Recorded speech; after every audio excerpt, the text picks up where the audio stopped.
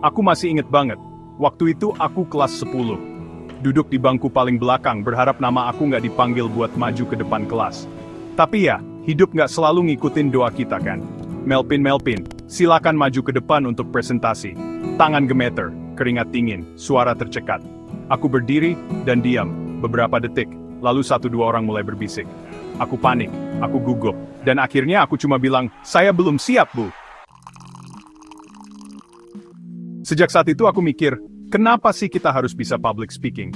Kenapa kita harus berani ngomong di depan orang banyak? Hari ini aku mau cerita, bahwa public speaking itu bukan cuma soal tampil, tapi soal menyampaikan, soal menggerakkan, soal tujuan. Bayangin kamu punya ilmu yang bisa menyelamatkan orang lain, tapi kamu nggak bisa menyampaikannya dengan jelas. Ilmu itu akan hilang. Public speaking membantu kita membagikan pengetahuan, membagikan insight, membagikan cerita, supaya yang kamu tahu nggak berhenti di kepala kamu aja. Seorang dokter bisa menjelaskan gejala penyakit dengan baik ke pasiennya, karena ia menguasai public speaking. Nyawa bisa diselamatkan hanya dengan kata-kata yang tepat. Bayangin kamu punya ilmu yang bisa menyelamatkan orang lain, tapi kamu nggak bisa menyampaikannya dengan jelas. Ilmu itu akan hilang.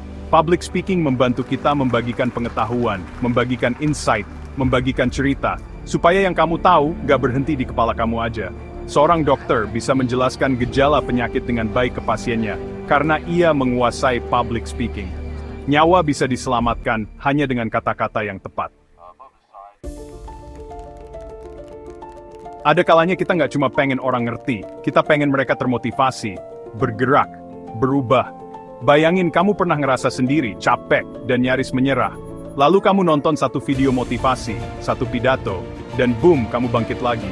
Itu kekuatan public speaking, bukan cuma bicara, tapi menyentuh hati.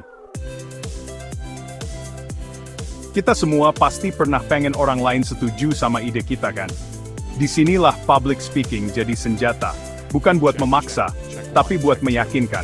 Entah kamu lagi presentasi di kelas, pitching ide bisnis, atau sekadar minta izin ke orang tua buat kuliah di luar kota, kemampuan bicaramu bisa jadi penentu diterima atau ditolaknya ide itu. Beberapa tahun setelah kejadian di kelas 10 itu, aku naik ke panggung di hadapan ratusan orang. Kali ini bukan karena disuruh, tapi karena aku memilih. Dan saat aku berbicara, aku sadar, aku nggak lagi takut. Karena aku tahu tujuan dari kata-kata yang aku ucapkan. Aku ingin menyampaikan, menggerakkan, dan meyakinkan. Dan kalian semua juga bisa. Public speaking bukan tentang jadi sempurna, tapi tentang menyampaikan sesuatu yang bermakna. So, what's your message to the world? Ayo, tulis di hati kalian sekarang. Aku bukan hanya mau bicara, aku mau menyampaikan sesuatu yang penting. Siap?